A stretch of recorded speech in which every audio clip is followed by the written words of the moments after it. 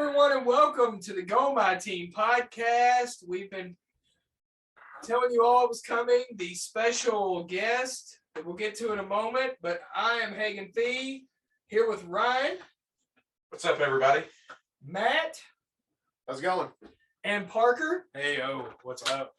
Hosted by Podbean, available on iHeartRadio, TuneIn, Alexa, Amazon Radio. Follow us on Facebook, Instagram, Twitter, TikTok, and subscribe to our YouTube channel. You're going to want to see the video of this one, guys. For sure. Our special guest on the show today, Mr. Seth Benhaim, CEO of Infused Spirits and Broken Barrel Whiskey, live from his office in California. His office alone, just the scenery in there was worth watching this on video. Right? What do you say? Man, it's like a library shelf full of booze. It really is. It's like a library for alcoholics. Yeah, it was terrific. really cool. Really cool. We have that coming up for you. We a little peek behind the curtain. So we've got that interview for you. We're sitting here drinking. We don't have one bourbon of the month. We have 4 whiskeys of the month. We have the Broken Barrel collection here. Very excited to bring you this episode. Go My Team podcast, Broken Barrel Whiskey, the official whiskey of the Go My Team podcast. Coming at you. Seth Benhaim, CEO of Broken Barrel Whiskey, coming up next. Hello, everyone, and welcome. Go My Team podcast. Here with Ryan, Matt, and Parker. I'm Hagen. We've been telling you guys for a little over a month now. We're super excited. Our special guest, all the way from LA, CEO of Infused Spirits and Broken Barrel Whiskey, Mr. Seth Benhaim. Seth, say hi to the folks. Hey, everybody. Thanks for Seth, having me. Really glad to have you here. We've been talking Broken Barrel since you and I met through your appearance at the Owensboro Bourbon Society.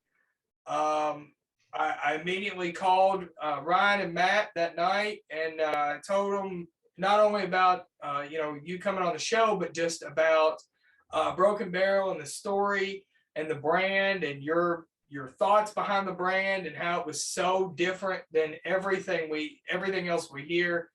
And ever since then, we've all been really looking forward to having you on. So I guess we'll start at the beginning. I've listened to some of your other podcast appearances that are on your website, brokenbarrelwhiskey.com. And so I know this is kind of where everybody starts. So we'll let you get through that and then, move on to some other things. But originally, right, it didn't start with whiskey. No, did not. It took a second to get here. No, I started in vodka. My first and still existing brand is called Infused Spirits, and it's a vodka that's made with fruits and spices. So yeah, when I was 24, I had a concept to put these products out that had real fruit inside a bottle of vodka, and that's how I got started. And so I was doing that for several years and was working with another gentleman who's a whiskey maker and a whiskey importer out of Los Angeles as well. And he's a guy from Scotland who was, I was selling his single malt scotch alongside my vodka in the early days. And I really took a loving to Scotch whiskey and whiskey in general. And that never left. So I've always, pretty much since I've been in the industry, almost 10 years now, I've always loved whiskey from day one. And so it's great to kind of get far enough along to have the opportunity to create some whiskey brands. And so Broken Barrel, one of those brands, is the product that came out, when I got my hands and my opportunity to get a whiskey out. And so that was really cool. So tell me, I've heard you say this before, but I think it's just kind of brings out where you started from. When you started Infuse, it was humble beginnings. I've heard you say that it was in the kitchen with fruits and vodkas. And so tell us a little bit how, because I want everybody to realize that this wasn't what you see today, where it's in stores and it's everywhere, and and it's gold medal winning. But talk a little bit about where it originated. Yeah, I mean, it's my grandma's garage, actually. So I just moved back. Wow. I just moved back from, I was right out of college. a year, maybe a year and a half out of college. Went to school in Tucson, Arizona, University of Arizona, and I moved back to work with my uncle for a year. And just under a year, I had come up with the concept for infused spirits while working in my grandmother's garage. And so she, it's funny, she had a couple of rules when I said, hey, can I kind of take the space that you're not using? And I had, first it was to store stuff. That's how it actually started. Is my parents and I worked a lot in college and I made money and I put that money into a house with my parents. We partnered up and bought a place, and I was, it was a big place. It was like 2,200 square feet or something. So we had a lot of furniture. I left some of it there with the tenants that were moving in, and I took some with me. So I asked my grandma to store it, and that's how we got into the pool house, so to speak. And I kind of set up a little office. I was like, maybe I'll keep doing what I was doing in Arizona here. So I built out this office, and then about a year later, I had come up with the concept that I was mixing the vodkas and doing all the recipes and formulation and kind of, grassroots, the whole thing. I don't know if you guys can see, but like this is the brand today. It's called Infused Spirits. It's actually The being clean made. label, I like that. Yeah, it's actually being made in Texas, in Houston, Texas. Okay. So we're getting Texas vodka now, and you can see in the back it's got real apples, real cinnamon. We do real lemons. We do real habaneros. Yeah, so that product came first out of the garage, and then by 2015 we had an office in Santa Monica by the water. Actually, it was really nice. I used to sometimes I go not surfing, but swimming in the ocean in the morning and go to work after, which is kind of cool. Not a bad life. Yeah, it was not bad, not bad.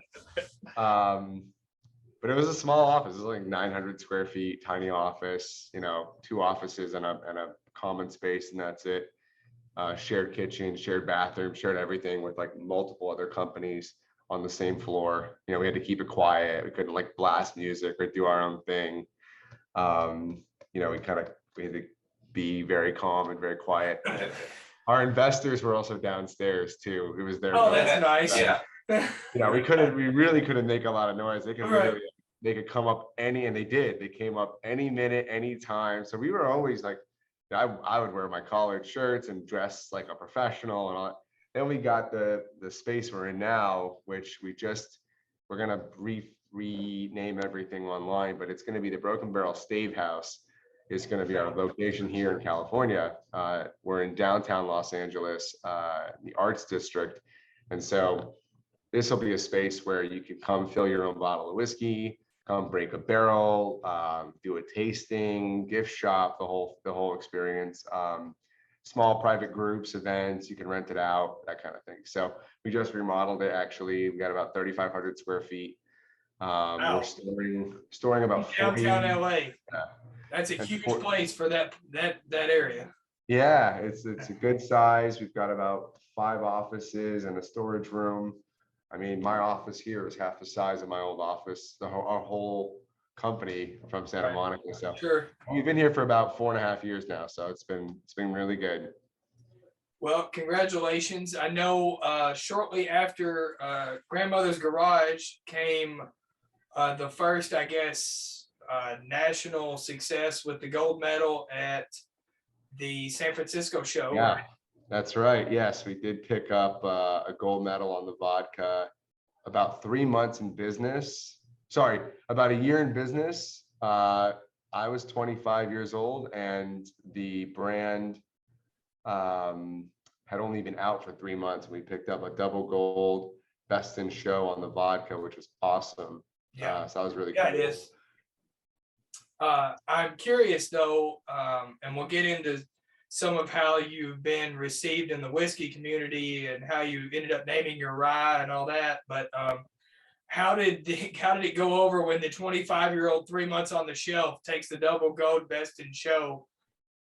I think it went over great. I think people were impressed, and it certainly turned heads. I mean, look, getting an award's not gonna necessarily change everything for everyone. I think there are certain awards that have spiked sales. I think the Whiskey Advocate, if you get that #1 spot, Sure. on the top 20 list. I think that does really change the fate of certain companies. I think it's done wonders for brands like New Riff or Wheel Horse or Nika. A lot of company or some brands didn't necessarily need it but got it anyways, like like all the Wild Turkey stuff or Heaven Hill. Like we all all of us drinking whiskey or that new whiskey knew that stuff was pretty, and we're the ones reading that stuff anyways. Right. Not too many novices or people off the street are picking up Whiskey Advocate. It was you weren't going to find anybody that was reading that award that didn't know what rare breed was. Yeah, no one's picking up Whiskey Advocate and going, man, I never heard of this Wild Turkey, but apparently it's pretty good. Exactly. So Seth, what's that person doing with Whiskey Advocate? Right, exactly. Seth, I've got to ask, with your infused vodka, did you kind of get the idea of something like this when you were in college? Did this kind of come from like a college party, like, hey, let's make hooch one night in a cooler? That's and what we would call it. and this came to you, or what? Not quite. I was in Antigua on a Caribbean cruise with my family, and we went to a bar, and somewhere in the world there is a picture.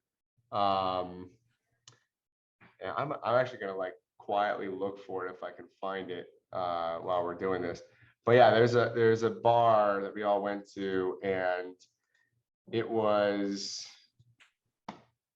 I want to say it was a bartender who was mixing up like infused rums, infused like with like lychee and strawberries and fennel and all this different crazy stuff. And so yeah, we saw this bartender doing these infusions, and I thought it'd be really cool. And then obviously when we got back and some years had passed, we noticed more and more single bottle infusions happening at bars and restaurants. And so we said, this is really popular. And, when you look, we could do research online and see Google Trends and Google Analytics and see that people were, the natural progression of doing infusions was looking into vodka. Like people are like if you typed in the word infused, the next number one word after that is always vodka before whiskey or tequila or gin or anything else. So it was definitely a logical thing, that I had seen someone do before at this bar in the Caribbean, and then, definitely used that, and that was the inspiration. And then I think my brother posted something on Facebook, and he said, oh, I'm doing these infusions. And so he was basically lining up a bunch of mason jars, and everyone was doing mason jars, even like the Old Smoky and Junior Johnson moonshine, yeah, the ones that were out. When I saw those, I knew it was legal, and there was there was a certain way to do it that was gonna pass. Like I wasn't trying to invent something that had never been existed and would be subject to regulation or compliance that no one's ever done before. So I kind of took that as like a green light to explore it, but I wanted to do it in a kind of a sexy, cool, vodka just felt a little sexier and more upscale and classier than say moonshine at the time, especially because I'm coastal. Sure. Coastal Well, city it's, like and Los it's Angeles. much more mainstream. Yeah, it's broader. It's more mainstream than a biggest, it's very regional. It sells great category, but And it was about the infusion. I don't know how much marketing the moonshine brands do around the actual infusion or the science of it or the net. For us, it was also about being natural, which is another big difference. Sure. I know this is a whiskey podcast and we're talking about vodka, but it's the story of how you get there, right? So I mean, yeah, so you go through with infuse, and then you mentioned your history with a lot of single malt scotch, and I've also heard you say, I think you even said this to the Bourbon Society, that you've almost done spirits in reverse, right? You were drinking 20-year-old, 30-year-old scotch, and before you realized that wasn't the norm, that everybody had I knew it was fancy. I knew the prices of it because I had to go sell it. It was my investor's son, actually. So my investor started a company called Alexander Murray, and he had partnered up with me when I was, nobody from nowhere with no money and no experience trying to create a brand with him. And so he took a risk and gave me some money, but he put his son next to me, who we were the same exact age. And he's like, look, you two get out there and hustle and make these brands work and make them fly. And so we were driving around in his son's Mercedes, it was an older car. And we're just like hawking, vodka and scotch out of the back. And we would show up, to like fancy restaurants like Fleming's or, the Palm or Wally's Wine or these big, really high-end accounts in Beverly Hills and stuff like that. We'd be like rolling around the streets with our roller bags and just trying to make a brand, trying to build a brand, literally from the pavement, up. And so you flash forward to today, and he was the distributor. His son got a wholesale license. So Nice. my partner and I were the suppliers and his son was the distributor. And so he would literally write the orders like on paper and like hand it up. And it's not, and we didn't realize then it's super hard because we weren't just selling new brands. We were selling a whole new payable, a whole new wholesale.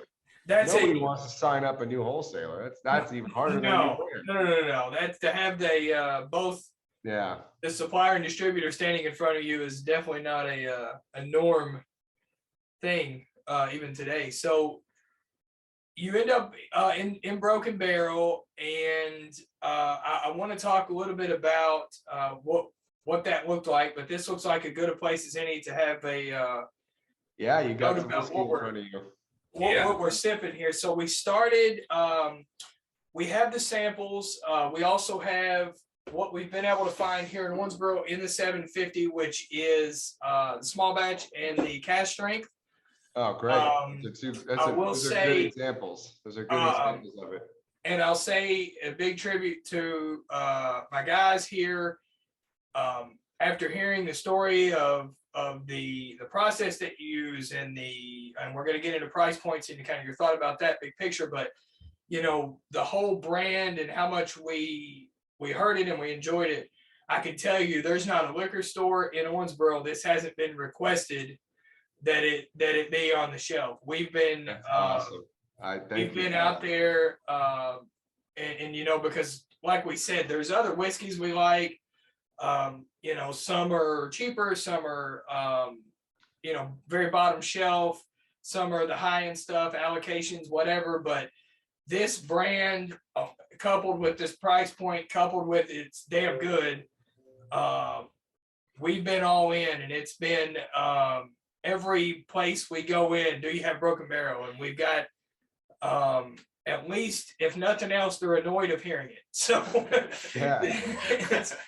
So maybe no, I think that's part of the work. That's how you build brands. You got to get people excited about them, and you have to get people talking about them, and people have to be knowing about it. But that's the thing that when I was out there and I met you, Hagen, for the first time, like we were driving around, and I'm like, this should be really obvious. It should be an obvious place to sell the brand, because the only one that can really be local to Owensboro is Green River and is right. Owensboro Distilling Brands. And so, you've got Green River, every store, every place. Sure. And then I didn't know this till I got there. We have the same wholesaler. So it's like, how are you not you're leaving money on the table by not selling it, in Owensboro and putting this little Owensboro. And we're the same price on the shelf. Like, just put it all there. It should be side by side. Yeah. Because it's actually a fun thing to try their whiskey, which is great as well. Obviously, I think it's great. I'm using it. And then have that as like the baseline, and then try that same whiskey in our bottle with the Broken Barrel staves, with the sherry cask and the French oak and the extra bourbon barrel, or the wine finish, if you can find the wine one, which is our California oak. And so it's kind of great to have both. I mean, for less than $100, you could buy probably one of theirs and two of ours, I think, for $100. Oh yeah, easily. Yeah, here you got a lot of fun stuff. You can do a lot of tastings with that and all that. So it's a great, we're looking to be the next biggest brand in Owensboro after obviously Green River, who, it's on the building. It's I totally understand them being the number one in Owensboro, but I think we should be a logical and obvious number 2 there. Oh, and all of us here are behind that 100%. So you mentioned the California oak. That's what we have here. It's kind of where we started. I sort of wanted to stick to the order that we tasted in society. It sort of made sense.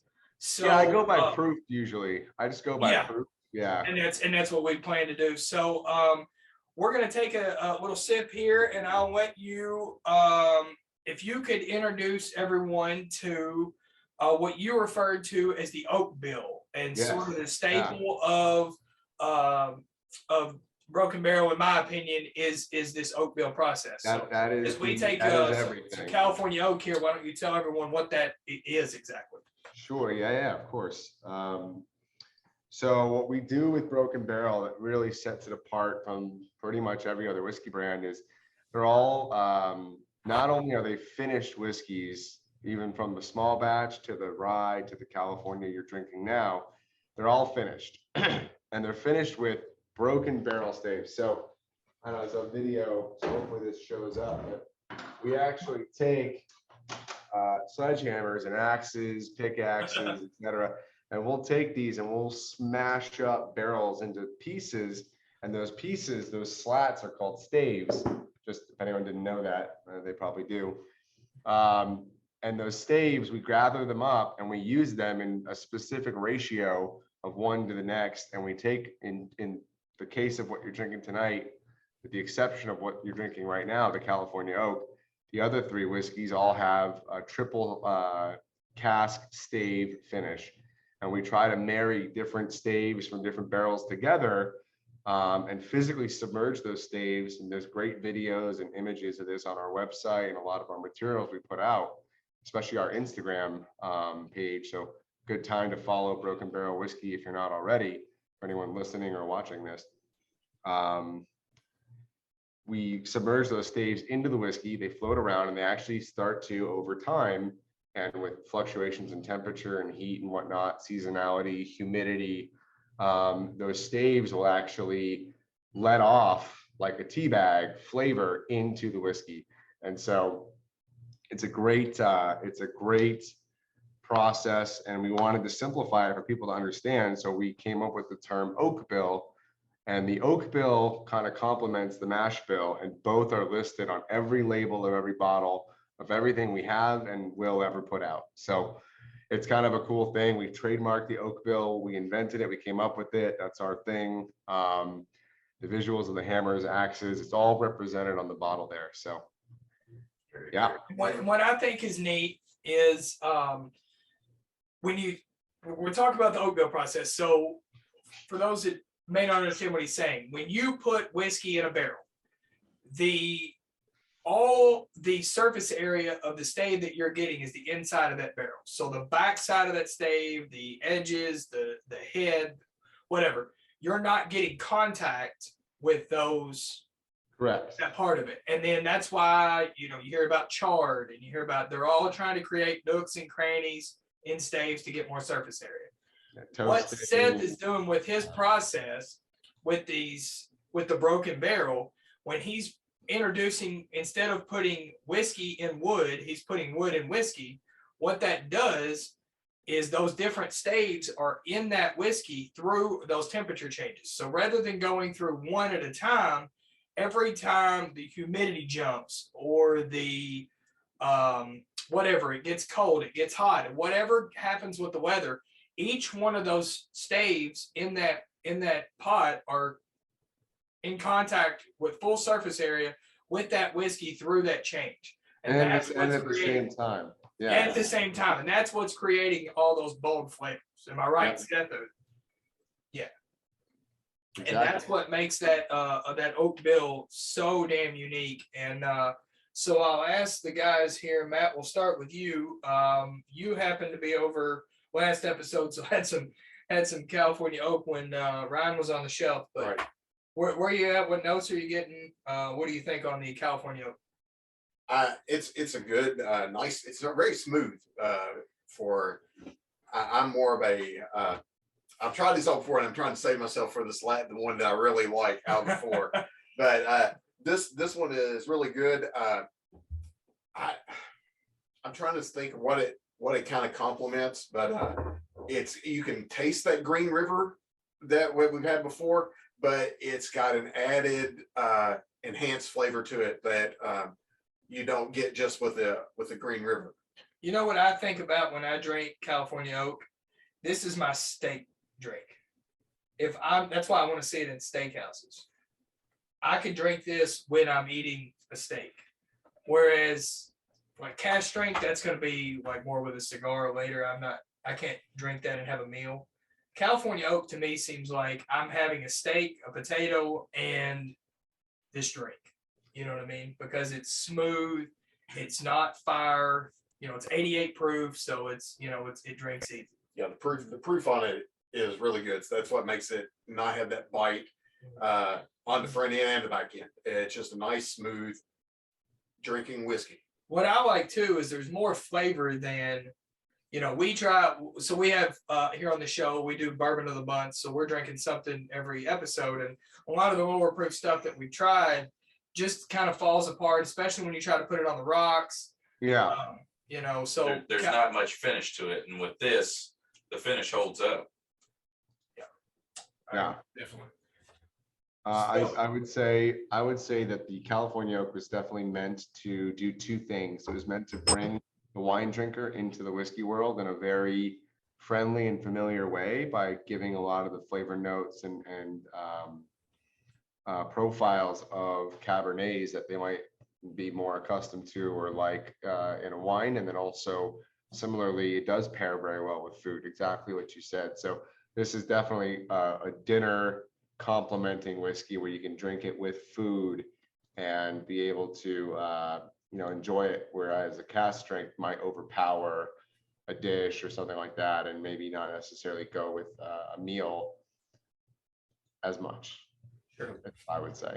Yeah, I think it would be you'd need a hell of a steak to eat with that cask strength. Oh yeah. So we will move on to small batch and we'll taste that here shortly, but I'll start passing that around. Parker, if you want to try some of that. So we've talked a little bit about your process and stuff with Broken Barrel. One thing I cannot wait to get your thoughts on, because you touched on this at the Bourbon Society, is the price points. Is the price points of Broken Barrel, and we've hinted at that a little bit already, but tell everyone why, in a day and age when there are $70 and $80 bottles everywhere, you chose to not be one of them. I think a couple of reasons, but principally it is younger whiskey, and I would never overcharge for somebody or for overcharge someone for something young that I think, would I pay for that? Knowing what it is and what goes into it and the proof and this and that, I love the reaction, people trying it and thinking, man, that tastes like a $50, $60, $70 whiskey. And especially everything's so expensive today, especially this year more than before. And it's just nice to have a good brand and a good whiskey. We wanted to be the craft guys that are competing with corporate prices, not other craft prices. And we're trying to build a brand truthfully for the future, for the long haul. I'm not looking to make a quick buck.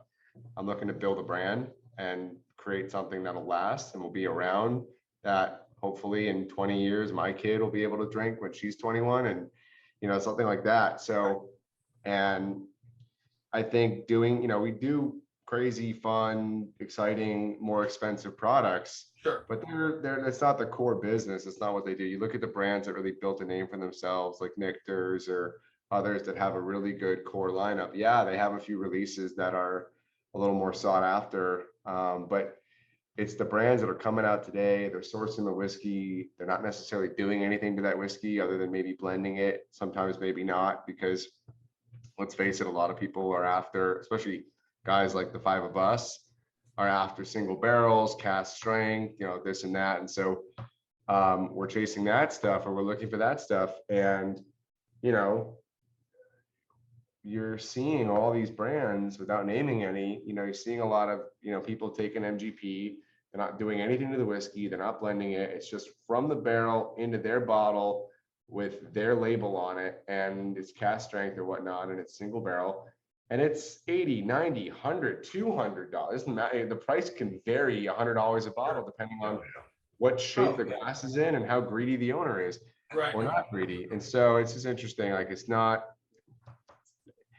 and there's a lot of the people that are also, it's like, you know, 1 or 2 guys, 3 guys, like, we're a real company. We have healthcare plans for our employees. We put in a 401k this year. Like, we're actually a real company doing real things with you know, providing jobs, building a business, a real business. So this is not a side project where I'm a tech guy during the day. It's 100%. I wake up, I come to work, and I work at Broken Barrel, and I work at Infuse, and I'm 100%, 150% doing this every minute of every day. So that's one thing I want to point out too, and obviously, guys, if you go to our YouTube or Go My Team podcast YouTube channel, you'll see the video on here. What's behind Seth is a wall of spirits, and it's basically around the entire office that he's in there. He's a fan as much as he's, you know, that's not all his whiskey. That can't all be Infused and Broken Barrel. There's stuff there from all over the world. not unless I started making tequila, and yeah, right. So otherwise, yeah, that's not mine. yeah, so I think it's important to when you have a fan that makes the product as much as you have a business person. It's certainly, you know, nothing wrong with running a business. Obviously, you know, it's got to be profitable to keep going. But I just thought it was a great thing to point out with Broken Barrel that, guys, when you see this on the shelf and when you ask about it, be sure that, you know, because there's people all the time that walk into liquor stores. I can't walk into a liquor store and look around without the, you know, as soon as I turn down the bourbon aisle, I get the look like, well, which allocated product is he looking for?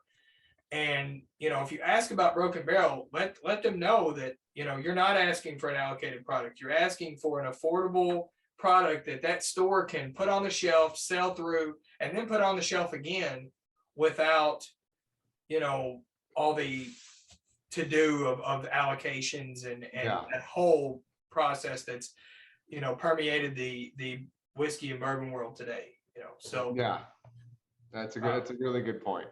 Yeah, so it's a breath of fresh air, I think, for everybody to have a product that's at their price point. Matt, wouldn't you agree? Oh, definitely. That's what I was saying. Definitely agree that it's definitely something different and just something new, though, to almost a stagnant kind of thing right now. So what's super cool to me is your price point really isn't that much different from Green River, and no, and you're putting in even more effort. Yeah, I mean, it's a finish on a product that you're getting, and then it ends up on the shelf next to it at the same price point. So it's a nice finish. I mean, it's all, we partner with them first and foremost because it's great whiskey. First, like, if nothing else, the whiskey's really. You're good. Yeah, you're let it fly on this show. You can say whatever you want. Yeah.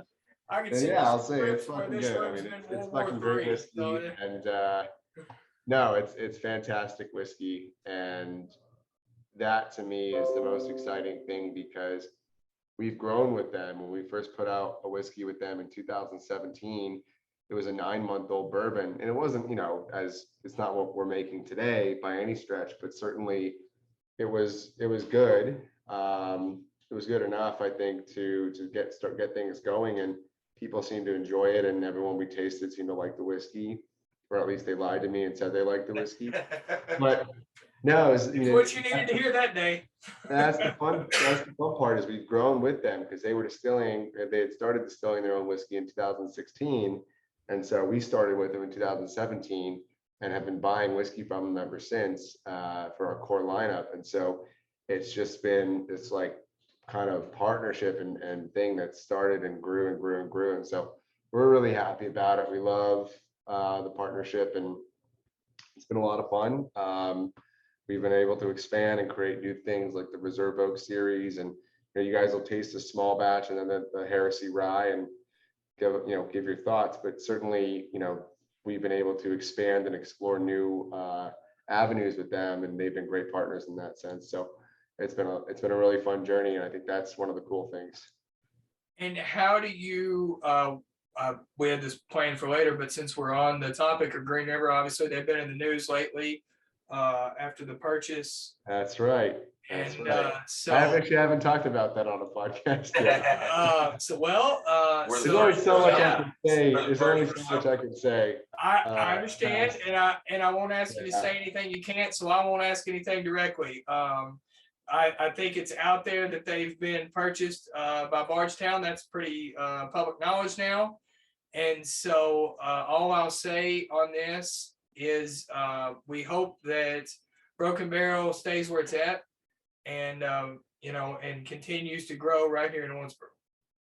Yeah, I think there's a lot that, I'm a big fan of. I've shared drinks with Steve Nally and Danny Bardstown as he goes by, and the groups over there. I've toured the facility. I've been to all the different back, facilities and all that. I've been there many, many times. I've had many drinks there. My teams come with me there. So I've always been a big fan of Bardstown. I've got every original product they made, the old collaborations and the square bottles, and I've been buying and collecting their stuff for years. I visited the spot on my 30th birthday when I went to Kentucky for the very first time. So I visited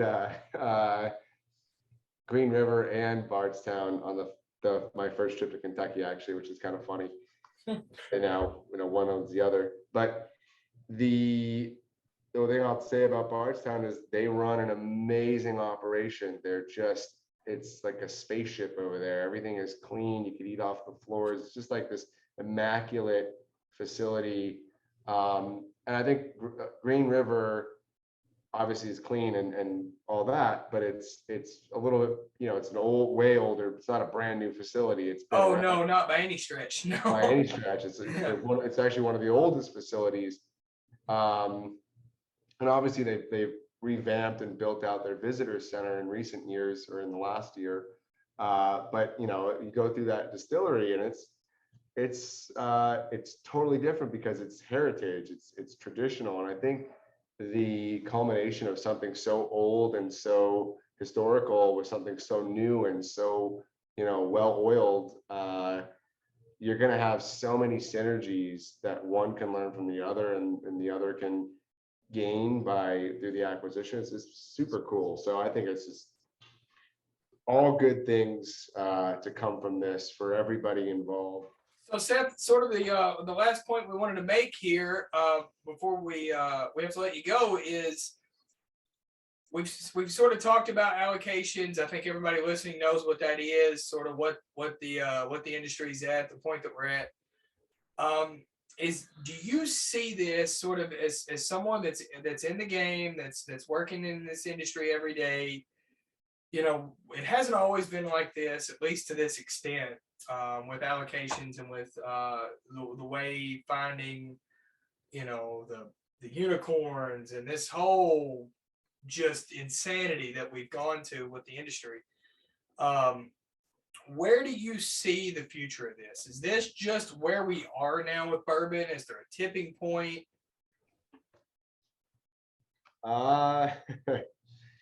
I'm sure somebody who was paying closer attention to things like Beanie Babies or other items that saw skyrocketing price. I mean, I think people will be forced to either find a new brand or find a new category or find a new hobby, and that will eventually it'll put the elasticity of a bottle of Weller or a bottle of Pappy. Again, it's really, most of it's Buffalo Trace, with the exception of, I don't know, Willet Purple Tops, or I don't know, I forget what else is out there, but it's all that stuff that people go crazy for. You eventually, I think I figured out really early on that was not going to be something I was going to spend money on and this and that. And I was always looking. I mean, my collection, my approach to spirits has pretty much been variety and experience. So, people want to come in, like you can have a variety of different wheat whiskey flights here in my office, or whiskey from around the world, from Israel or the Netherlands or Sweden or Taiwan or India. And for me, it's about creating experiences and educating too. So if I can teach people something about Taiwanese whiskey or Indian whiskey, or, malted rye whiskey versus regular, unmalted rye whiskey, I'm trying to create a space where there's experiences to be had and unique opportunities when you come here and visit me, or come to Broken Barrel, which is kind of under the same roof. So that's what I do, and that's where I'm at. And I've gotten into rum and brandies and other great barrel aged spirits that are delicious as well. That you can great value and shit. You can, if you give up on the whole grains and you go for fruit distilled spirits and you start buying brandies and armagnacs and cognacs, I mean, you'll be pretty pleasantly surprised to find a 40-year-old bottle at cask strength for $150. And you're sitting there going, man, they want that for a 4-year or a 5-year or a 6-year-old whiskey with a wax dip. Yeah. And you gave an example at the Bourbon Society, and it hit home with me because Russell's 10-year is one of my favorites. Oh yeah. We were buying it off the shelf in all over Owensboro for less than $30 for hell, I think we still are. Yeah. And it's terrific. And then, but as soon as a new product comes out, well, then that's not good enough anymore. And you got to have the one that's harder to find. And I'm going, no, it's 10-year and it's $28. I'll take it. There's always going to be people that either have the pockets or the information or the thing, they want to show off that they have something that you don't have. And that's, you got to ask yourself, are you the kind of person that wants to live in a world of, oh, I want what I can't have, or I want what he has and or she has or whatnot? And that's just, I don't know. I don't play that game. Like, I don't try to be, and I say that with like a wall of alcohol behind me, right?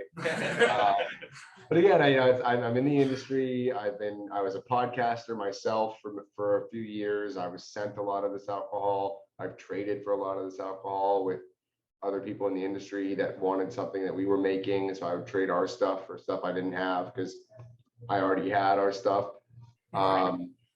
So, or go to a trade show and there's a lot of swapping going on after the show. Other distillers, other brands, they only can bring back a few bottles and they want to trade. They liked our stuff, or, we're always pouring stuff behind the tables for each other and walking cups over and stuff. So it's kind of a fun world behind the scenes at the alcohol trade shows and whatnot. So that's where a lot of the stuff comes from. Business partner, I mean, I got 40 bottles of Alexander Murray Scotch. Obviously I didn't pay for that, so it starts stacking, and then before you know it, you look around, you're like, I got a lot of booze. Yeah, well, and I know you're running short on time. There is one last thing I'd love you to show, if you have one handy. If you don't, we'll share it all over our social media. If you ever see a Broken Barrel, the matte black finish bottles, if you have, there it is. Okay, good. I'm glad you have one handy because I didn't mention this beforehand. If you ever see one of these, everybody likes to say in the wild. If you ever see that, just get it and thank me later. That is Seth. That has Seth's hands all over it. That is his own individual. When you make them, you make them. When they're done, they're gone. Those bottles right there, I had the privilege of tasting a couple, and they are excellent. So I just wanted to show folks that we have they're the fun. base collection here. But if you see that, get it. Yeah, the black bottles are produced and bottled and aged here in Los Angeles in our tiny little warehouse. And so, everyone talks about warehouse A, warehouse B, warehouse G, whatever. We've got, the Broken Barrel that comes out of Owensboro comes from, I forget how many warehouses they have now. I know they built some new ones, but they're aging over there, and let's call it dozen and a half warehouses, give or take. The black bottles are only from one warehouse, our warehouse, and the barrels spend not usually all, but most of their life here in California. We have a pretty hot, relatively dry environment. We're not too close to the water, and so we're at 16 miles from the ocean. So we are, gaining ABV. Number one, our barrels we have about 40 barrels at a time. They rotate when we bottle a few. We will have bottled, I want to say 12 or 13 barrels in the end of the second quarter, beginning of the third. And then we just brought in 3 more, and we're going to be bringing in another dozen by the end of the year. And then we'll be putting out some more stuff. And then we bottle, refill, bottle, refill. It's only 600 square feet of storage. So we get about 40 barrels back there. That's it. And that's also room for bottling and whatnot equipment. So the black bottles will say batched and bottled in Los Angeles. They'll say where the whiskey was distilled, be it MGP or Green River or a blend of the two, or we're working on some stuff with some people here in California. We can source whiskey from anywhere we want, as long as we put an oak bill together that complements that whiskey, then we have something. The black bottles generally have a customer picked out. So whether it's Tasters Club or Flaviar or a Total Wine store in a certain state or market, they're generally sold out. Like, we don't put them out broad market where they'll be at 12 different stores. It's not usually like that. It can happen, it has happened, but typically the customer is already known. They've already contacted us. We work together to create something special, and then we put that product out, and then it becomes part of a club or a store or a group or an individual buyer. So that's how the black bottles typically work. But the black bottles are 100% me doing what I want to do and no one telling me otherwise. And there's no checks or balances on these. These are 100% me going, I want to do this. So I'm going to do it. And for the 24-year-old guy that was putting together vodka in his grandmother's garage, that's got to be pretty damn cool.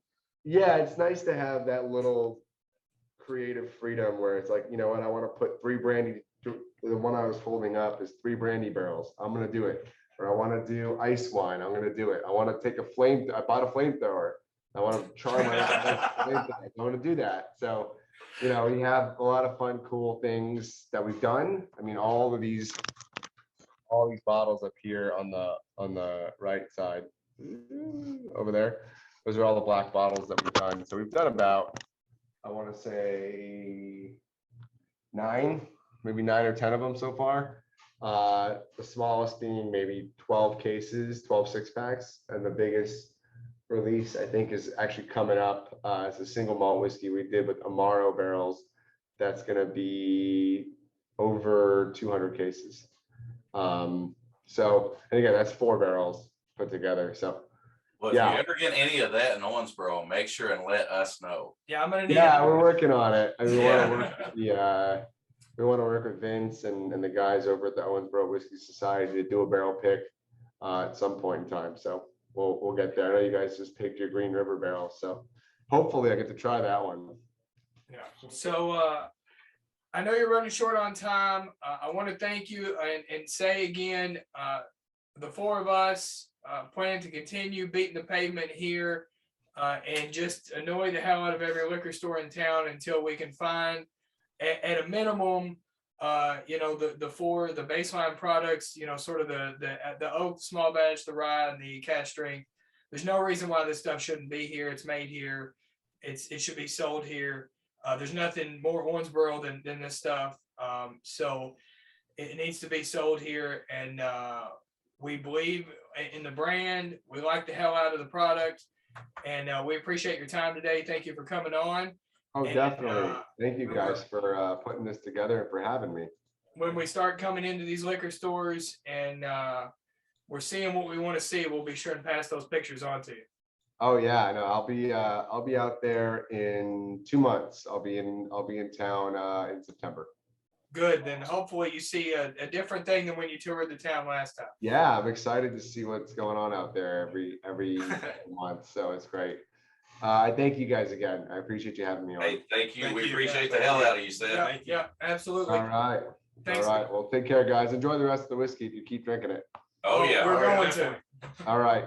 See Take ya, care, see ya. guys. Thank you. All right, everyone. That was our interview.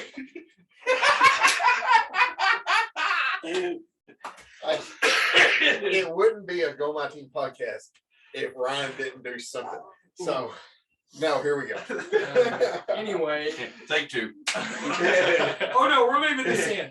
There's been enough clipping yeah. and no, don't ask Parker to do Save anything me else. some time. Whatever you say in the last part of this show makes air. So just understand Parker's done for the day. All right, folks, that was our much anticipated interview with Seth Benhaim of Infused Spirits and Broken Barrel Whiskey. I, for one, was fascinated by not only the story of Seth and how he got started, but just the bootstrap grassroots beginnings to a story that we didn't even get to that we're going to tell about Heresy Rye, and just the price points and just the whole thing. So big shout out to Seth for coming on the show and for telling the story of Broken Barrel as we sit here and enjoy some small, no, we're on the rye now. We are on the Heresy Rye. So before I get to you guys and your thoughts on the interview, I'll tell the story of the rye real quick, and then we'll get your thoughts on the interview. Then we're going to rapid fire some bourbon bracket as I stumble through my words here.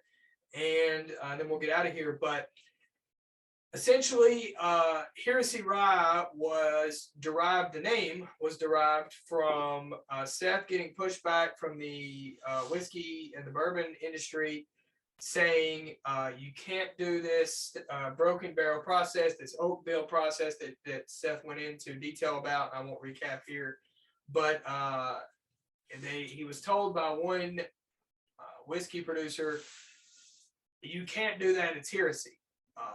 And Seth has told me and mentioned at the Owensboro Bourbon Society, I can and I will.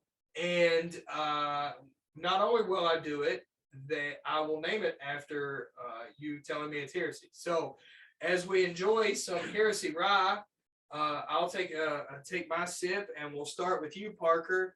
Your thoughts on the interview and Seth coming on the show and everything he had to say. Well, I'm glad he took the time to even come on here for as long as he did. I felt like we only got like a little glimpse of like all the knowledge that he has of the business. He was an amazing dude. I loved hearing all the stories he had. I wish I got to maybe get some like advice for maybe some younger folks, maybe wanting to get into the business.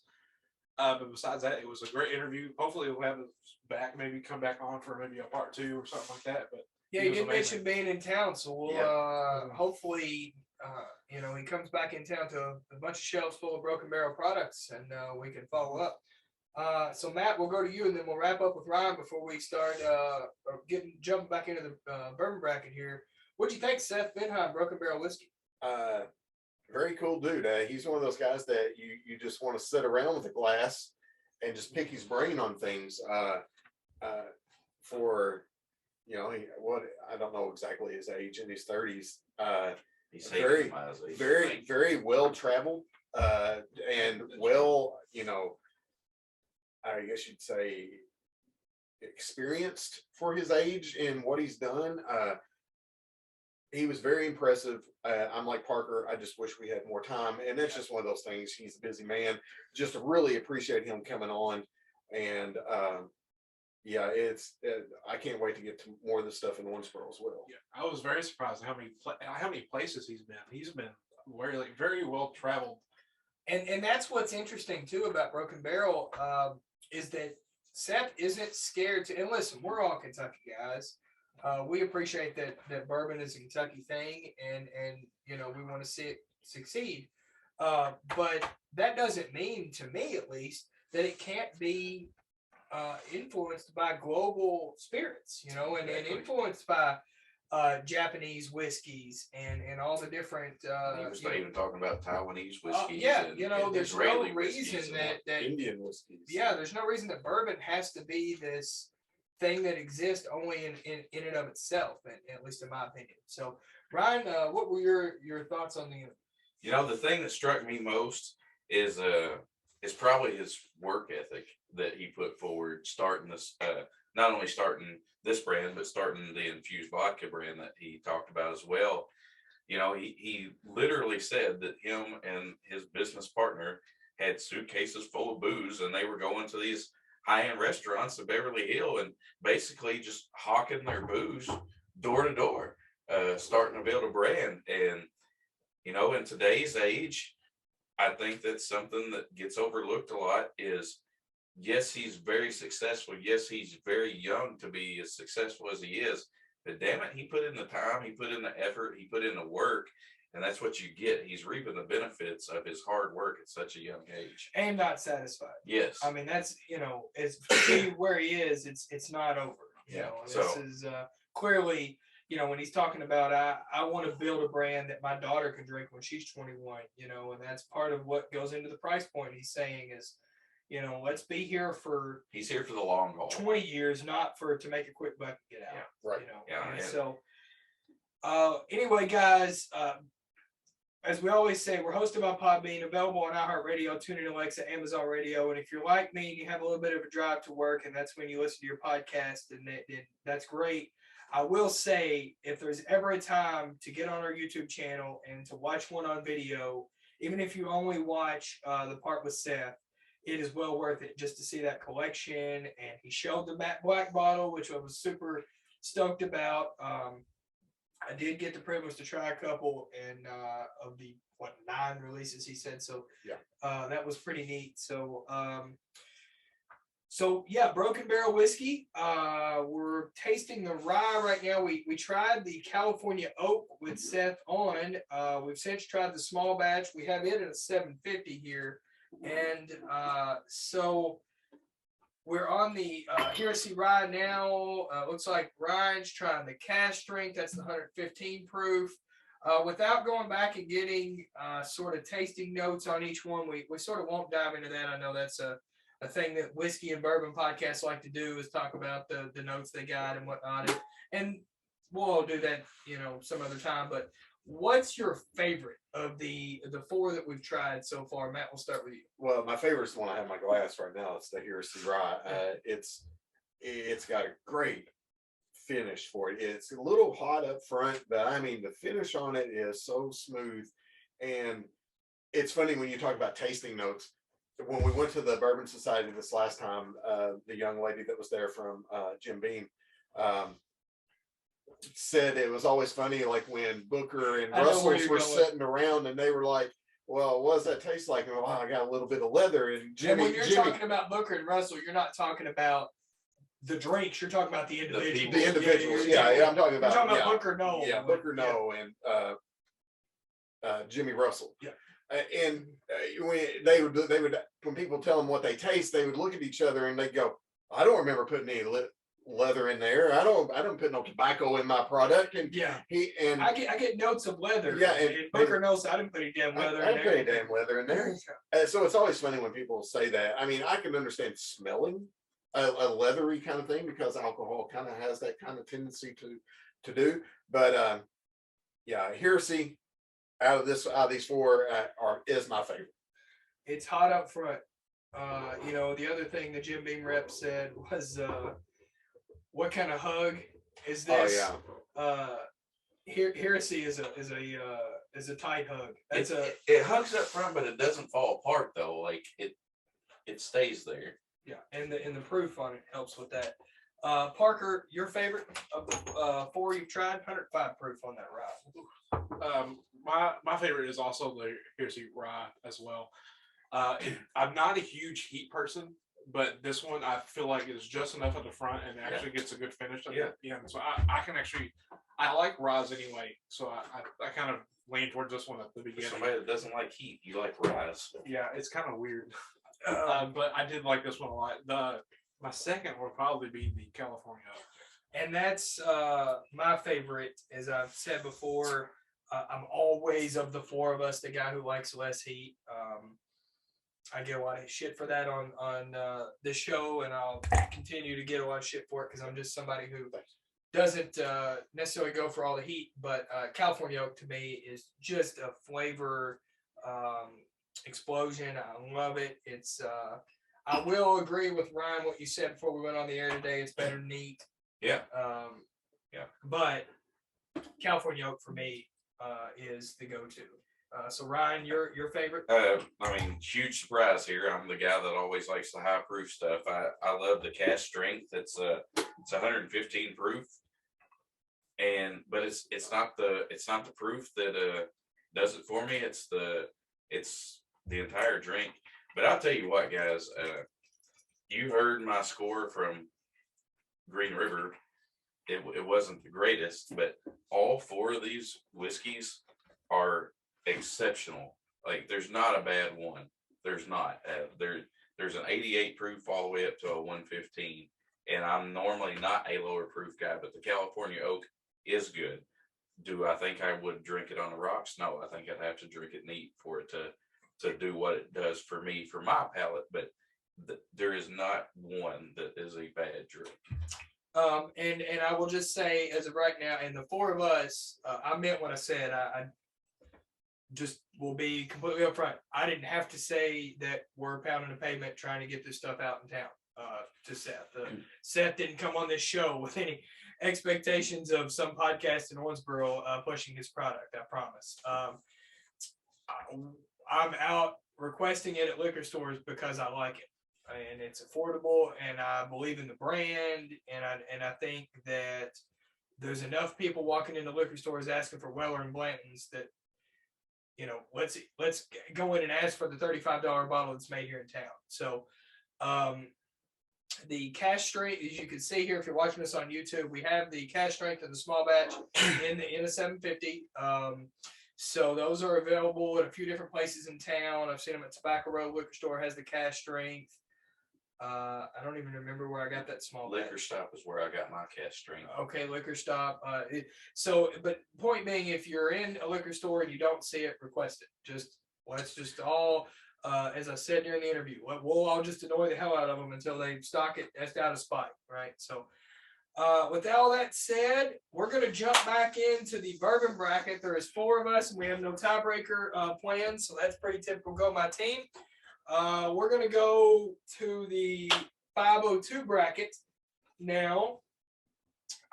We will kind of rapid fire these unless you have strong opinions. Let's try to keep it moving here.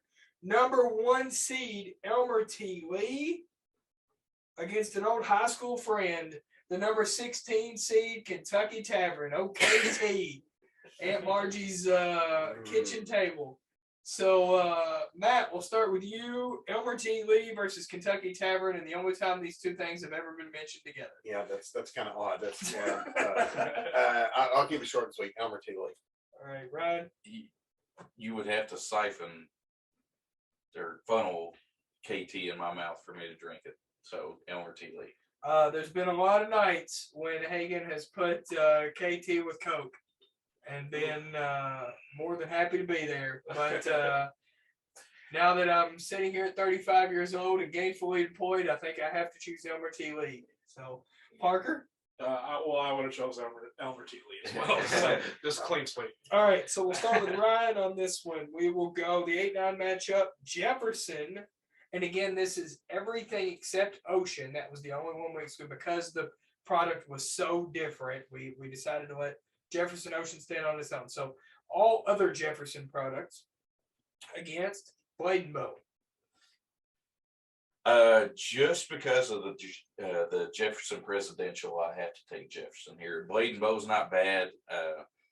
It's I've actually had it a few times before, but Jefferson Presidential is actually a really, really good bourbon at a decent price point. So I'll have to take Jefferson. Matt, what was that Jefferson we had at your house? You know, that's what I was just sitting here thinking. It was Oak something. It was like Oak Reserve, or I can't remember the exact name, but I'll go ahead and give you my vote. It'll be for Jefferson because it's I like the presidential had that, and then of course the oak one that we had at the house. the Yeah, other day. whatever And- that was we had at your house was Yeah, good. yeah. They come out now. I've seen a sherry cast finish. Yeah. Yes.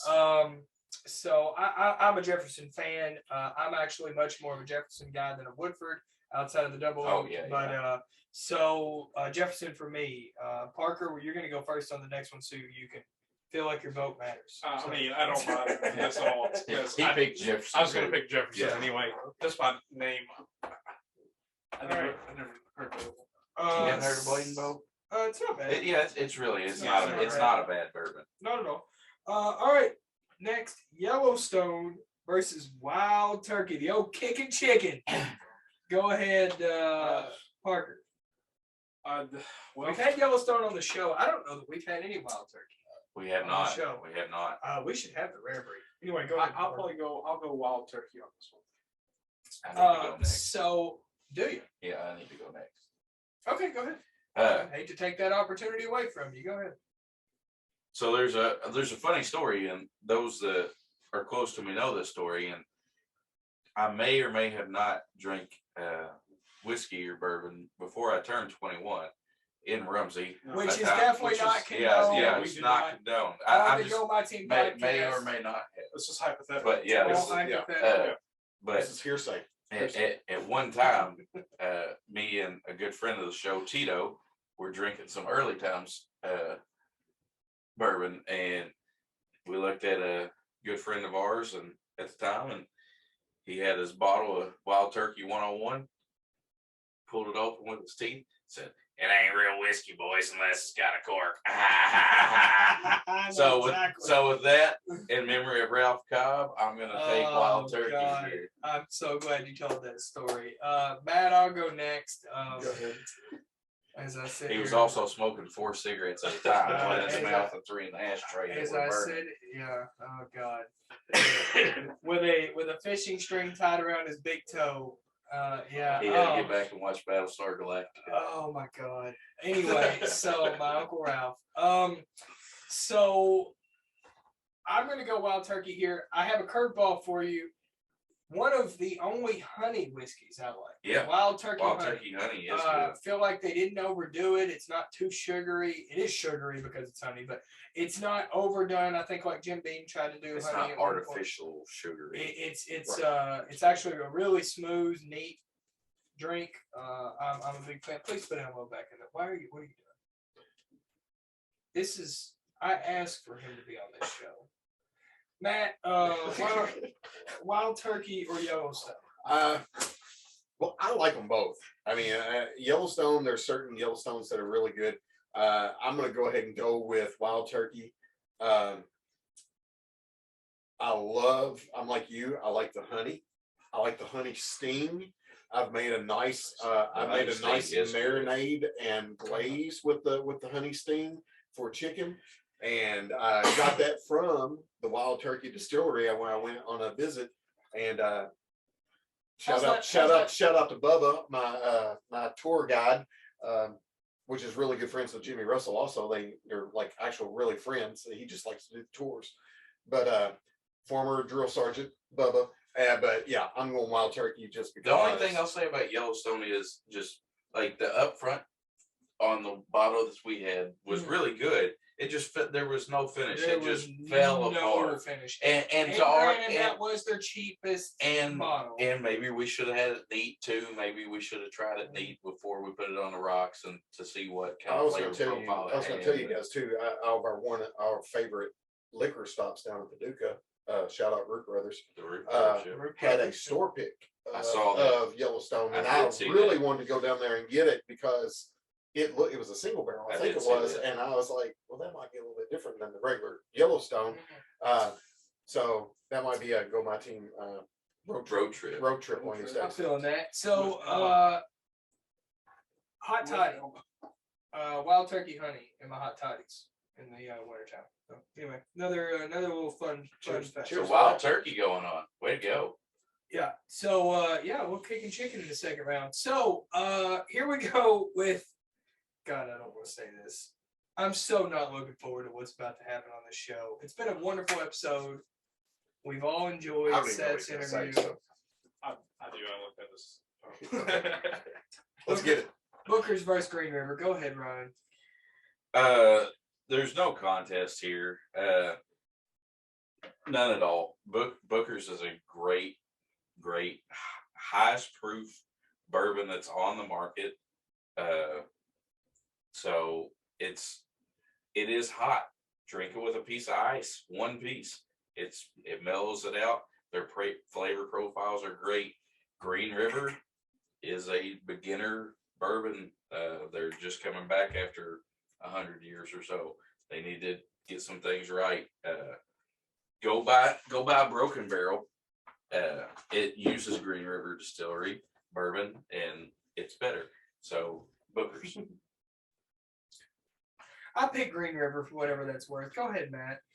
Well, I'm going Booker's also. Just, I mean, taste alone, unbelievable. The Booker's we had at the Bourbon Society the other night was spot on, nice and smoky.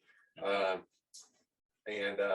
was just sitting there thinking, I was like, man, I'd like to get some Bookers and use my smoke kit on that. I thought it'd be excellent on that. But yeah, I mean, short and sweet. Booker's a couple of years ago released a bourbon, and they called it the Country Ham. One of the best ever. So good. Go ahead, Parker. Tell them why you like Booker's.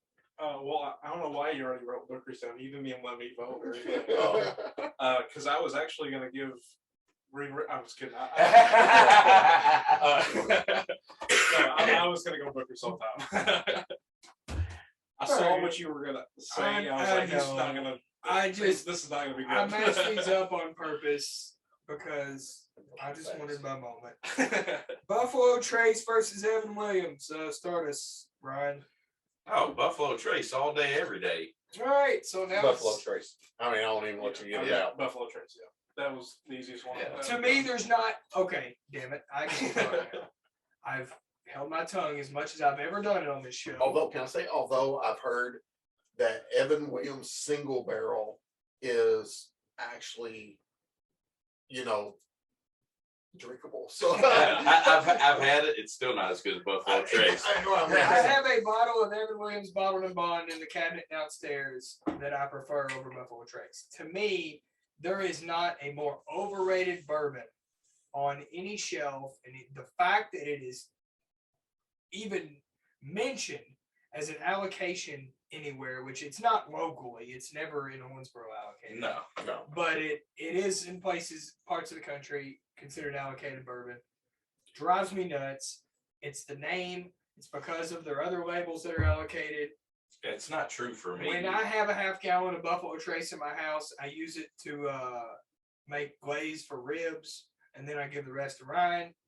I am not a fan of Buffalo Trace at all. I do understand why it goes on. Evan Williams is thought of as a bottom shelf cheapie, but it's literally on the bottom shelf. It is. But I'm just, that's fine. You know what? I'm Buffalo Trace goes on here, but I cannot wait for it to lose. Real quick before you go to the next one, Buffalo Trace was one of those whiskeys when I was searching for a whiskey that I wanted to be my everyday kind of drinker, and I tried several, and I know it's gone up in price since then, but when I first started drinking it, it was $20, $19.99. That's what you found it for, and I was like, that's really good for $19.99. And then after I tasted others that were more expensive, I go, that's even better. I than would rather some of have those. that, yeah. And that's what got me hooked on it. I was like, it was just a good bourbon at a good price. And of course, now it's like $26-$30 somewhere in there. And you know what else is a good whiskey for a good price? Don't you say it. Broken Barrel. Oh, yeah.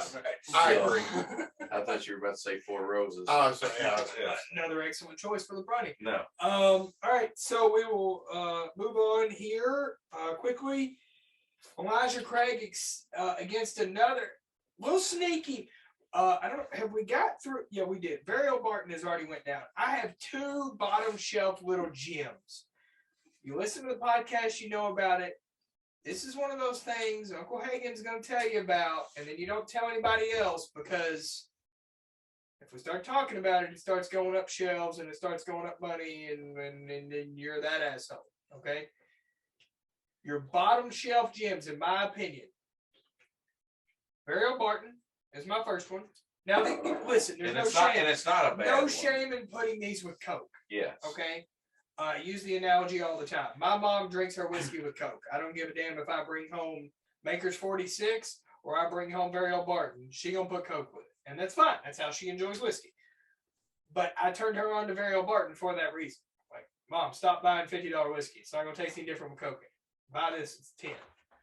My other bottom shelf gem goes against Elijah Craig here. JTS Brown. Don't know how many guys have had it. JTS Brown. Okay, well, cheapy. If you have anybody in your life that's a whiskey and Coke drinker, Very Old Barton and JTS Brown. Now, it's got Elijah Craig here. It's a mismatch, but just want to get that little note out to the folks. Well, it's a tournament, you got a high Yeah, slower right. seed, so I'm just saying, Parker? JTS Brown in its conference What do you wins some think? games. Go ahead, Parker. This is the winner of the AAC against. Yeah. Yeah. I've never even heard of the other one, so until you just said it, I'm gonna go Elijah Craig again. And that's fine. I've had Elijah Craig 18-year-old. It is a phenomenal bourbon. I actually got it for going to buy a bottle of Pappy for somebody, and they gave me a bottle of Elijah Craig 18-year-old. EC 18, not a bad delivery charge. It was phenomenal. I still have the bottle. Yes, I drank it. I'm not ashamed of it. It was probably the second best pour bourbon I've ever had in my life. So Elijah Craig. Matt, any thoughts here? I assume I know where you're going. But Elijah Craig, it's a good solid whiskey. part of this bracket, though, I want to is those little tidbits. I just want to pass on. Exactly. Just Yeah. JTS Brown, not a bad little whiskey. Because I'm sure there's some on there that the people out there haven't had, and we have, and you kind of throw those. It's not good by itself, but if you want to add this to it, it's perfect. Which brings us to our next matchup. Yes. Perfect Cannot for our wait. next Have matchup. very strong opinions on this next matchup. If Buffalo Trace is the second most overrated bourbon in the world to me, this next one is number one by a bazillion. Maker's Mark against Heaven Hill. I want to go last, and I hope that this isn't over before it gets to me, because I'm about to unload on what I think is total bullshit in the bourbon world. Are you talking Heaven Hill, their whole line? Yeah, the entire line. Yes. So Versus Makers. So entire green Now- label, Anything that says Heaven Hill, not Heaven Hill is a distillery. right? Heaven Hill is a label. Which is a nice place to visit. Yeah. Heaven Hill is a nice Go ahead. distillery. I'm gonna go Makers, and the only reason is I like their wood-fired series. I like their 101. 46 isn't bad. Makers itself, is whatever. I'd rather have. Don't worry, Buffalo I'll Trace. tell the folks what it is. I'll go next. And I'm going to go Heaven Hill. Even as a Maker's Mark ambassador, that's probably the most like thing that I like about Maker's Mark, is I get to be an ambassador. They send me something cool at Christmas. Eventually, one of these days when my barrel's done, I'll get to go dip a bottle and put my name on the label. That's it's not very good. So I'll take Heaven Hill. Go ahead, Parker. I was gonna go Makers. I really like Makers. Actually, it's one of my favorites. All right. My turn, damn it. This is a tie. We're going to have to come back to this one on the next episode. We're not going to. We have Elmo. No, we're not letting Elmo vote on anything. Ryan, That's our Heaven Hill. Here's my. Damn it. We are grown men. Allegedly. some of us. You work at a bank. Anyway. Yeah, so do you. Wow. All right. Makers to me is reminiscent of an old Kid Rock line. Oh, what the pop? No, I'm just kidding. Cowboy. No, if it's marketed right, you'll buy it. Maker's Mark to me is, if it's marketed right, you'll buy it. No, the next Maker's Mark I have that I enjoy will be the first one. I think it is the most overrated by a bazillion. It is about that stupid ass wax that gets everywhere in your house when you try to open the damn bottle. It's How do about you open in a bottle? Like, do you need help? no, it falls apart. On the next episode, we show you how to open a Yeah. bottle. It falls apart. It gets all over your How do you counter. open a bottle? I don't. Well, first of all, I don't because I don't buy that nasty shit. Anyway, it's about try it. I'll rip it. So it's about the Keeneland editions that they do with this stupid different kind of glass on it and their stupid Keeneland labels Okay, that now, don't taste before- any different. Can I stop you for a second? Don't cut on that too much because that goes to disabled jockeys, the money from those Yeah. bottles. So The charity's don't- wonderful. So don't shit on it because they He's do just talking something about good. the product inside. Oh well, right. Please Well, He's just understand. talking about the You're product making my inside. point. but Yeah. don't- If it's marketed right, you'll buy it. yeah, If the charity, I by all means, I watch, I bet horses multiple times a week. Right. I am all about helping disabled jockeys. I don't think they should just be discarded by the industry. Wonderful cause, Right. absolutely. That juice inside is garbage. okay, that's And fine. it- I yeah, agree with that. That's Just all like- he's talking If about. it's marketed right, you'll buy it. It's the ambassador. We'll send you a backpack at Christmas or whatever the hell they're doing, and the juice sucks. I think it sucks. I hate makers. I think it is the most overrated, overpriced, just bullshit bourbon that this state puts out. I would have voted for anything else. And so I'll take Heaven Hill. We I will. will say Heaven Hill Green Label is probably one of the best mixers that I've ever had, kind of like Barry Barton. Yeah. I mean, I'm not shitting Well, on I No. have Heaven. it down And I'm not going to say I I don't have like Heaven downstairs, Hill. but I think it's the Love Heaven Hill Green Label as a mixer. So there, we'll just end up. Okay. We'll get a tiebreaker on this one and in the we'll come future. back and Yeah. All right. So we're gonna run through this one really quick, and Yeah. I think you missed one. no, yeah, I got it at the bottom Okay. there. It's Wellers versus Jeffers Creek. Matt, go ahead. Wellers. Wellers. Parker. Wellers. All right. And I'm not Fine, even a well, Wellers fan. So Ryan shits on it all the time because it has a screw top. So I recently had Matt. I owe you a big shout out on this one. I finally had Weller 12 at your house. Thoroughly enjoyed it. So Weller advances. We have one tie break to figure out. That should probably wrap us up. Do you want to do another bracket? we probably need to. Yeah. Football let's go season. Yeah, Football but season's coming Football up. season's coming around. We probably need to get as many All in right, as we so can. Seems let's like a rapid fire. yeah, let's do Yeah, first. rapid We'll fire. do the first round only of the Northern Kentucky bracket. This is Covington and its greater metropolitan area, Okay. Cincinnati. They probably Ish. have it. Yeah, they probably have an area code too, but nobody cares. All right. So number 1 seed Stag Junior Stag Junior. versus Old Crow. Stag Junior. Stag I Junior. assume it's Stag an easy pick. Stag Yeah. Junior moves on. That's good stuff too. Yeah, It that's is good. very good stuff. Huh, weird. This Independence Bank pen won't work after hours. All right, so next. Oh, I hope this goes right. It's not. Barrel, which is an actual label, You're right. Barrel Bourbon, Yes, barrel bourbon. against Four Roses. Go ahead, Matt. I'm gonna surprise you with this pick. I'm gonna go Four Roses. Yes, he is. I And- also picked Four Roses. I'm also not going to surprise you with this pick. I've had Barrel. I actually know a guy that works at Barrel. Barrel is a much better product than any of the crap that Four Roses puts out. It's Barrel. Well, I've never had either of these. So. Oh, yes.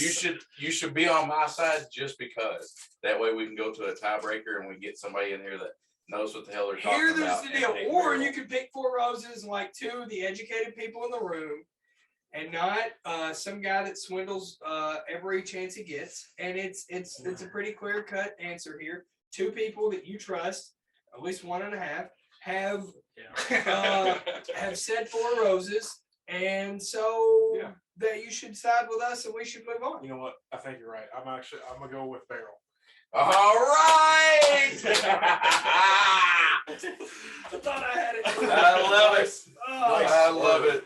let's We will see. get this one decided it in a later I episode. was like, I need to leave this to someone that actually knows what they're talking about. Thank you, Parker. I appreciate you doing that. Yeah. I mean, even though I I could don't tell mind you that was going, actually close. Yeah. yeah, so I don't was mind you going with old dad, but you know, Mine's poor worse. Roses. It's what I'm writing on. Here. That's not working. Okay. All right. All right. So just put TV there for tiebreaker. Yeah. All right. Moving on. 1792 against something that we just discussed with Seth, Bardstown. Ryan, go ahead. There's a whole 1792 series out there that's actually a pretty good series. I haven't had a whole lot of Bardstown, so I'm not shitting on them or anything. I just haven't had enough of their product right now to say them, so I'm going to go with 1792. Parker, go ahead. I'll also go with 1792. 1792 for those from outside the state, named after the year that Kentucky joined the Union. Right. 1792, age 12 years, is one of my favorite pours ever. Makes my top 5. Excellent bourbon. So I will also go 1792. Matt, your thoughts? I was going to go 1792 also. I've had the straight Kentucky bourbon, the Bardstown, nothing else in that label except for that. And it's good stuff, but the 1792 foolproof is excellent. Really It good is one. a I really good completely pour. agree. Really good stuff. Yeah, So, absolutely.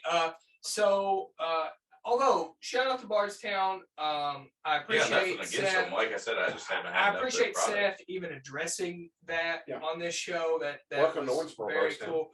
Bardstown, welcome to Owensboro. Listen, they've decided to make an investment in this town, and that, for if nothing else, is worth a shout out.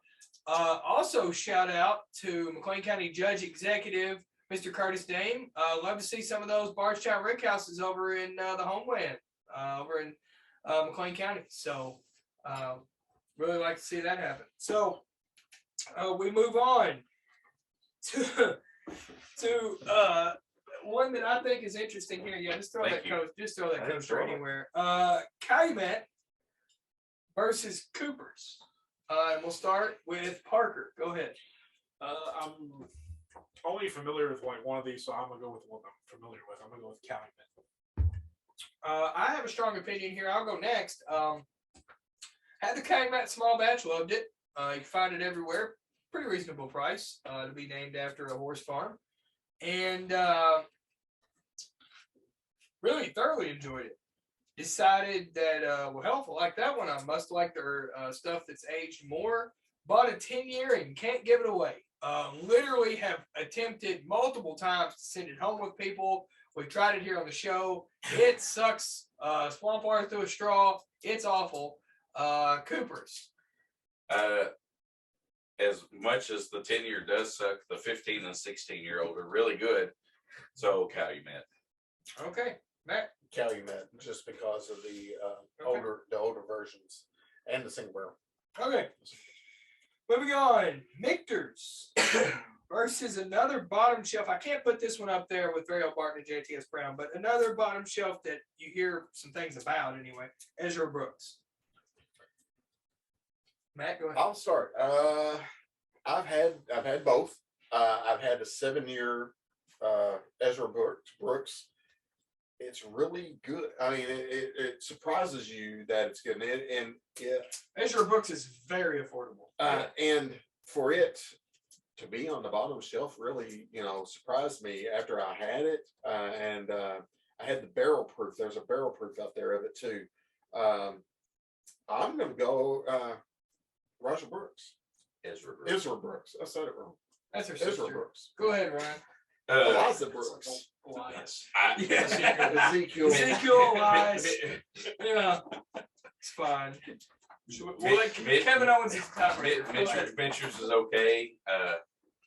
I've had it. I've had a couple of different ones. It's nothing special.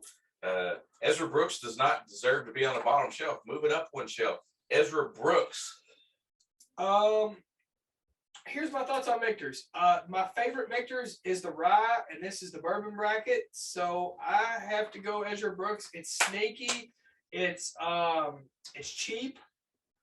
It's a one that's it's like bourbon forgot about it. The industry went nuts, and it just left some good products behind. I think is all that happened. So we'll move on. Sorry, Parker, you don't It's need to fine. get a vote. Oh, I'm sorry. It's Yeah, fine. you I don't was- need to get a vote.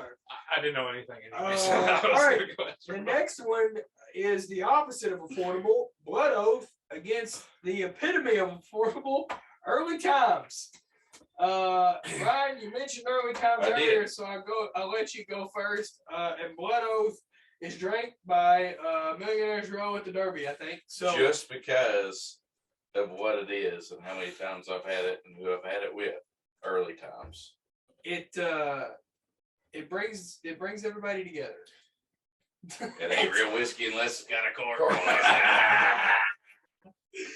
That's a great story. I love It really is. I mean, that brings So what's flashbacks. even better is I can even envision, like, it's the mental picture of my uncle. It's, Oh, I it's can, amazing. after the show's over, I'll tell you the entire story. It's great. Parker, Blood Oath, which I, no offense, but would be surprised if you've had because of the price that it's at. I've only had it once. It was a 1 ounce pour, but I guess Early Times. Yeah, haven't had either of these. I'm just gonna go with I'm gonna go with Ryan on this. I'm going Early Times. All right. E.T. Come on, Tito. E.T. On to the next round. Matt, any thoughts? All right, no, I was going to go Early Times too, just All because. That's a clean Just, sweep. just because of memories and things that happened when you were drinking it, and Blood Oath, Millionaires Row. Somebody Let the outside river the rats state, drink all the early time we can. That's all I got to say. if somebody outside the state is going, my God, they got a lot of early time memories. Yes, we do. Yes, we do. Yes. All right. Next is two bourbons I could do without forever, to be completely honest. Basil Hayden versus Benchmark. I'll go first on this one. I've had a lot of both of these. I keep hearing that the next Basil Hayden is going to be the best one. The Toasted Barrel was the one I just had to try, and then I tried it, and it was something. Basil Hayden is, how this is the best comparison I can make to Basil Hayden. You know how Skull makes green apple and Not berry anymore. blend? Not anymore. They're not allowed to. Federal government won't let them. You know why? Because those were marketed towards kids. Yeah. That's how you get kids to start dipping, right? Yeah. Matt, you want to grab that door? And so Basil Hayden to me is the green apple, berry blend, cherry of the whiskey world. I'm just not a fan. I've had one Benchmark. I didn't want to pour down the drain, so for me, Benchmark. I actually just had a client give me some Benchmark about 6 months ago and made mixed drinks with it, and it was perfectly fine. With you, I'm not a huge fan of Basil. I'll drink it if it's in front of me and I didn't buy it, but I'm going to take Benchmark. Matt? I'm going to go Benchmark. And you know who makes Benchmark, right? Refresh my memory. You're gonna hate me here. I don't remember. Buffalo Trace makes Benchmark. So I don't hate Buffalo Trace Distillery. Let So, me be clear. It's let's- Buffalo Trace label it's that I think is ridiculous. I got a nice, I think it's a 6 year, which I think they're all age 6 years, but anyway, there might be different benchmarks, but, for Christmas, and, little swappy dirty Santa thing. It wasn't bad. And I've had Basil Hayden. Basil Hayden's, it's okay. I mean, It falls apart. yeah, it's falls one of those. apart. It's about as clear as this, Water I've got watered sitting down here, castrate. Yeah. So but I'll go Benchmark. Yeah, I was gonna go Benchmark as well. So clean sweep. Clean We sweep. need All to right. let Parker go first this time. He's I not will. getting a vote.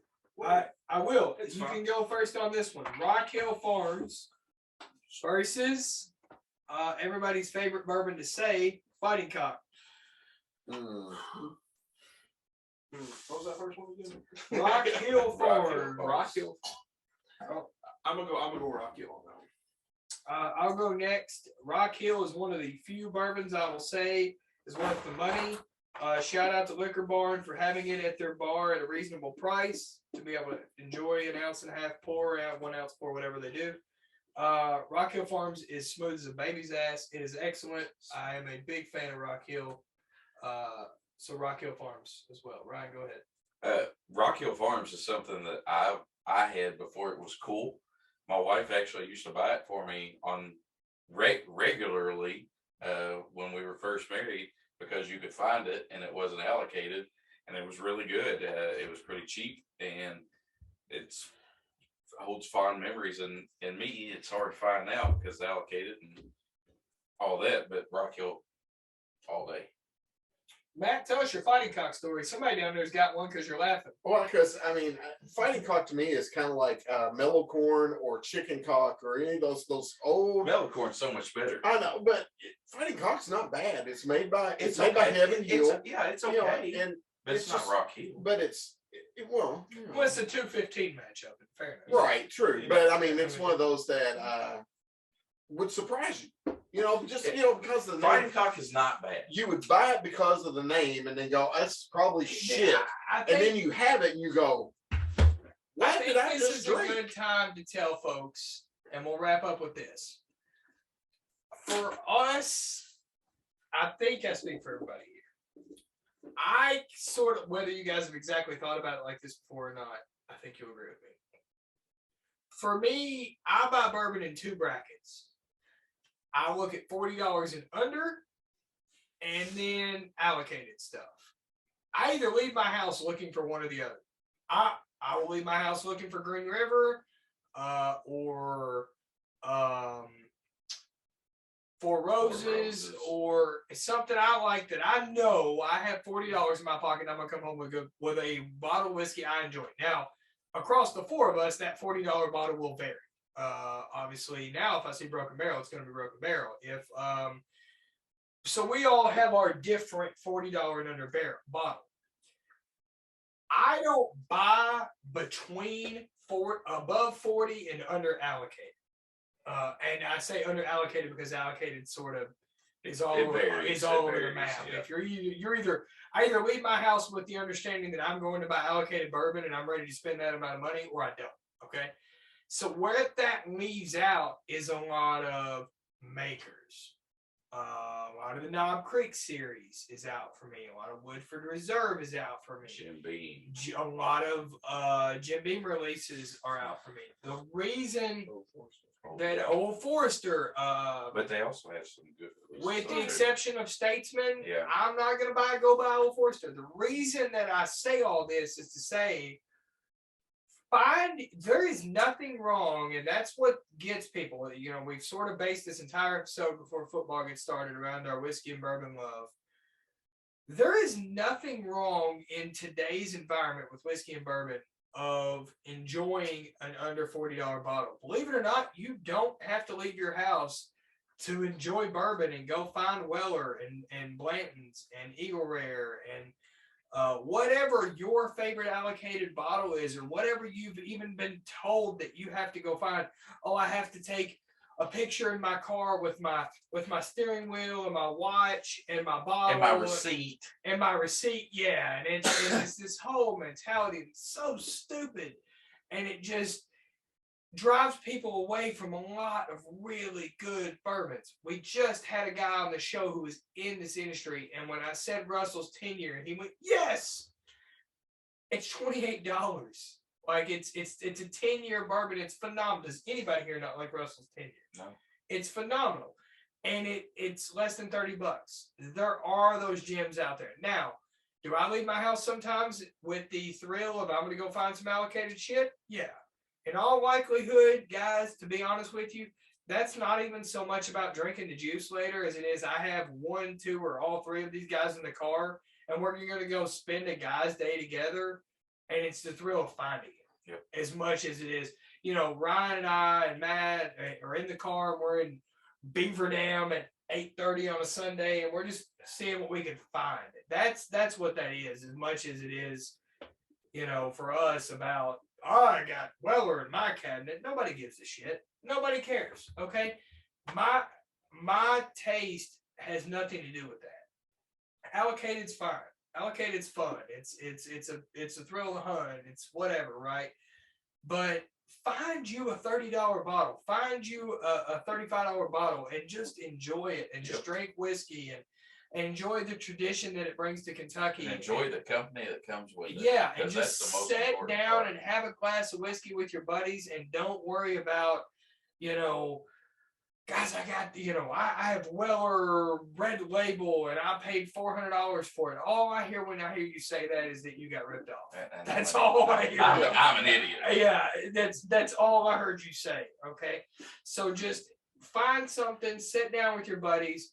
I hope that, and we're gonna wrap up with this. I'll send it around to the guys one more time, but I hope that when you listen to this, our passion for whiskey and bourbon comes through. I think it came through with Seth, and he's been fortunate enough to be in the industry and has worked, not just fortunate, but worked hard enough to be in the industry and be successful. And we thank him for coming on.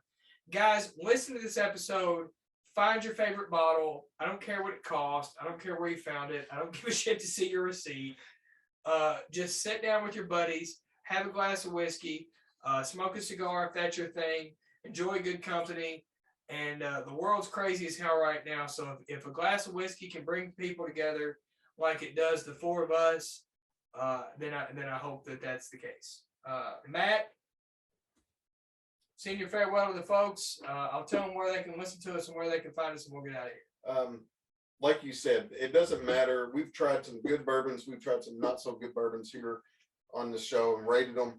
But the main thing that is important is that we were all together and we got stories to tell. And it's not necessarily what's in the bottle, but what goes on, outside the bottle. The stories that Ryan has, the stories that Parker and Hagen have, and the stories that I have. Those are tied to those bottles more than anything, and it's just the fellowship of the thing and what brings everybody together. And it was really neat having Seth on, and this was one of our better shows. I think. Fun one. So It was really fun. Absolutely. Parker, we'll go to you. Ryan's seniority, so I'm going to let him go last. I mean, I guess I understand that. Again, I just want to thank Seth for coming on. That was amazing having him on, just picking his brain. Being someone who's younger, trying to learn as much about the business and just bourbon. About business in general. Yeah. Just like and learn about bourbon, just hearing you guys talk and then Seth talk. It's just like trying to absorb as much as I can. And I love every minute. It's making memories right now, just me trying to listen to you guys. So I appreciate you guys. Thanks, man. Ryan, go ahead, buddy. Before you start, I'm sorry to cut you off. I really apologize. We sat in my spare bedroom over a year ago with my cell phone in front of us. Yep. And we just did a show. And today we interviewed a CEO of a spirits company. Crazy. It's been a wild ride, buddy. It's fun. And we've enjoyed it over a glass of whiskey. The entire time.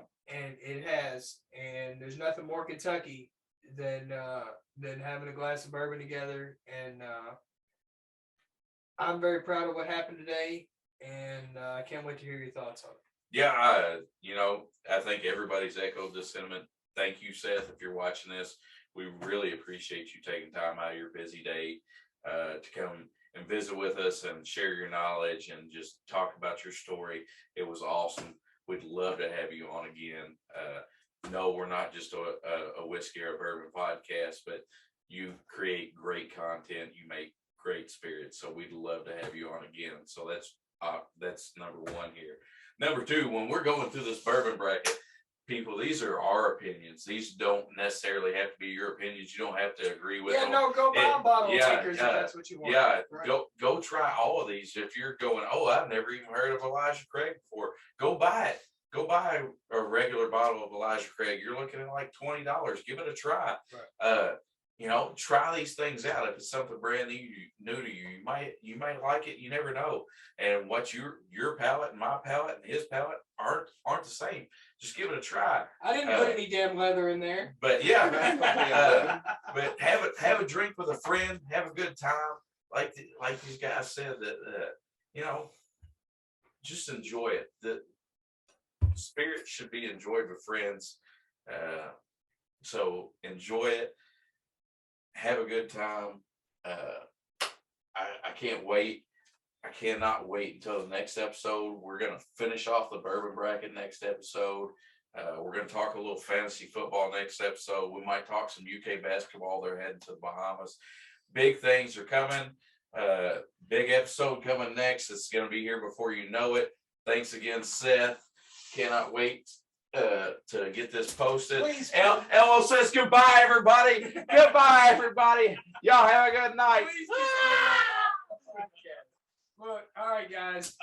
Go My Team podcast, hosted by Podbean, available on iHeartRadio, Amazon Radio, TuneIn, Alexa. Follow us on Facebook, Instagram, Twitter, TikTok, YouTube if you want to see Elmo. I know, by the way, the CEO of a whiskey company. Shout out Seth. Thanks for coming Thanks on. again, Seth. Broken Barrel Whiskey, the official whiskey of the Go My Team podcast. Thanks, guys.